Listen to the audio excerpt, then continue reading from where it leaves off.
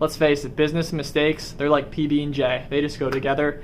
They're inevitable. They're going to happen. That's business. It doesn't have to be that way, though. What we're going to do today is take a deep dive on my biggest lessons learned with my painting company, on how I went from $30,000 in credit card debt all the way to saving myself over $100,000 in earned income within 1 year time. And that is exactly what I want for you. Let's roll.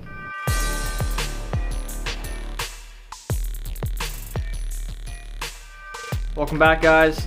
My name is Brian. I help people improve their painting companies. So in all honesty today, the reason I wanted to touch base on this stuff is because there is no reason why a person should be making as many big mistakes as I did.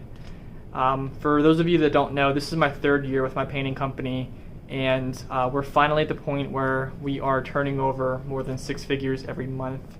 And we didn't really get to that point for a while because of kind of what I want to talk about today. I kept running into big things, like big hiccups, big barriers, big mistakes, and it just didn't make sense to scale until I got these things figured out, because ultimately I was losing a lot of money doing it.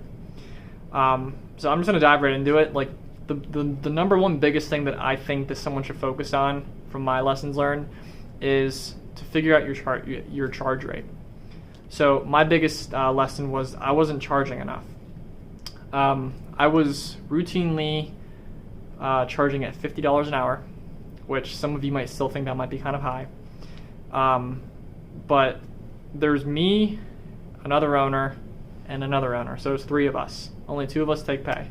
So in other words, like with a smaller company, sure, you don't have a lot of overhead, but you have to pay two owners that aren't actually painting on the site, plus painters that are actually on the site, plus overhead. And on top of that, you have to cross your fingers while you're trying to figure out the production process to see if you can actually produce them on time.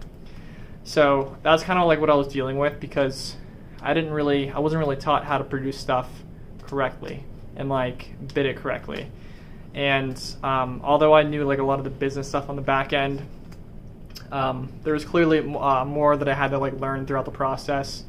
So in other words, like kind of like taking it back to the charge rate, the more I kind of like looked into it after I realized I was losing a lot of money, I talked to some people in some certain groups, and I realized there was other contractors around the country that were charging way more than I was. And not in a price gouging way, but in a way that just makes sense, because they knew their numbers, they knew their overhead, they knew exactly what they had to charge for the company to make a little bit more money at the end of the year to keep on growing. So to kind of give you the numbers, I used to charge $50 an hour, plus paint, plus material.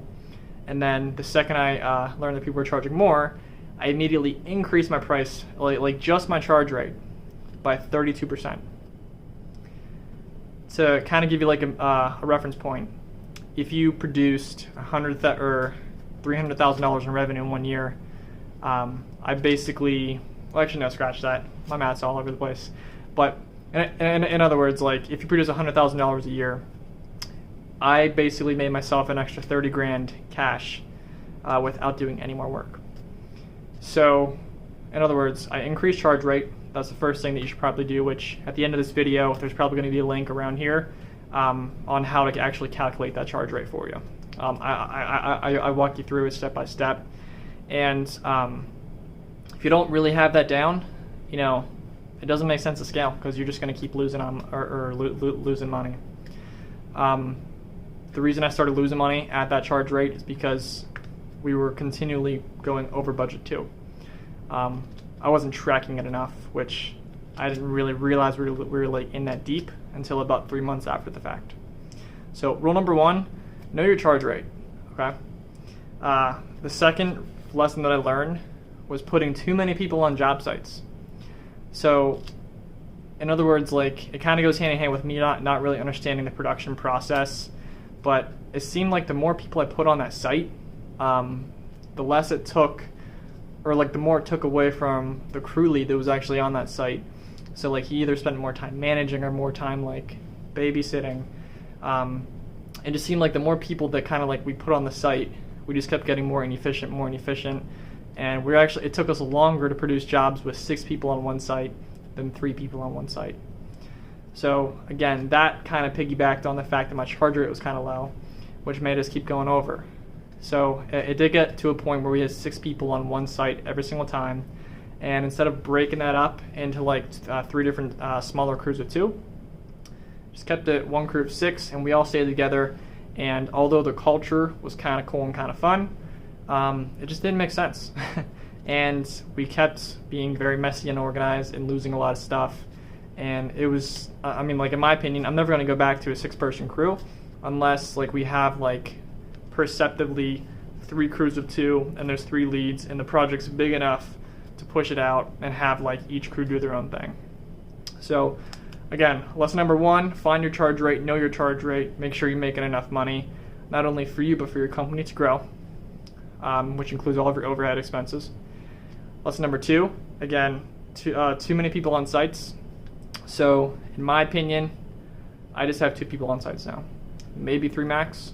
That's for my in-house teams. For subcontractor teams, I don't care.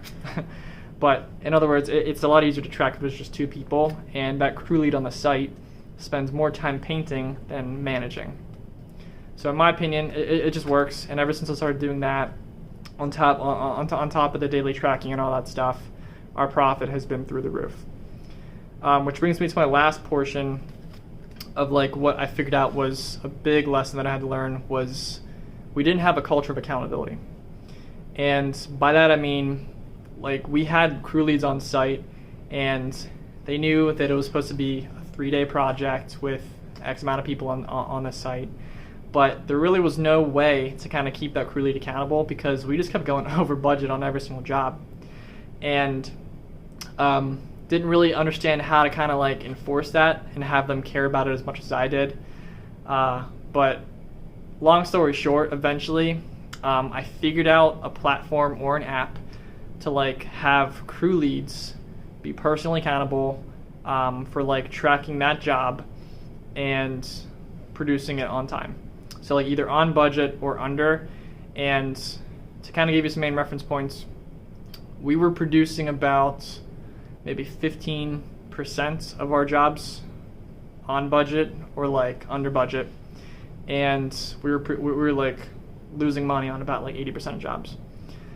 After I started like creating a culture of accountability and actually having crew leads report daily stats on the jobs, know where we're at versus like budgeted hours versus actual, and had them fully bought in to like the kind of like culture of actually producing these on time, our profitability skyrocketed to like being 70% minimum profitable in all these jobs, which going from 15% to 70%, you know, it doesn't take a rocket scientist to know that that's like a huge improvement. And that was on top of increasing our charge rate by 32% and adding in more prep hours to the actual bids. So altogether, I was in a place where I was a little shy of $30,000 in debt, and I didn't realize it until I was actually in debt. And if it wasn't for the credit account set up with like my cards and like the paint stores, I don't think I would have made it out. But finally, after increasing charge rate, adding in more time to the jobs, and having a culture of accountability not instilled with just me, but the crew leads, the office staff, everybody, everything just came just kind of seemed to flow correctly. And in my opinion, if your prices are right, if your crew sizes are right, and your team's happy and they're not getting stressed, and they have a culture of accountability, and there's like a pulse to the company, where like everybody knows what they're tracking, what their number is, who they're reporting to, then there's just less chances of stuff going wrong. So there you have it. So again, charge rate, crew size, accountability. Just do your best to perfect a crew of 2. Keep it small. Make sure you're profitable. Then add people. Then expand. Okay. If you don't, you'll do what I did, and you'll be making a lot less money. You'll be unhappy, and you'll have a really deep hole to dig yourself out of that's going to take about a year to get out of. But until next time, my name is Brian. I will catch you in another video. Again, click the box or like click the video to calculate your charge rate if you're curious on like how to like do that if you wanted to start there. Until next time, I will catch you in the next video.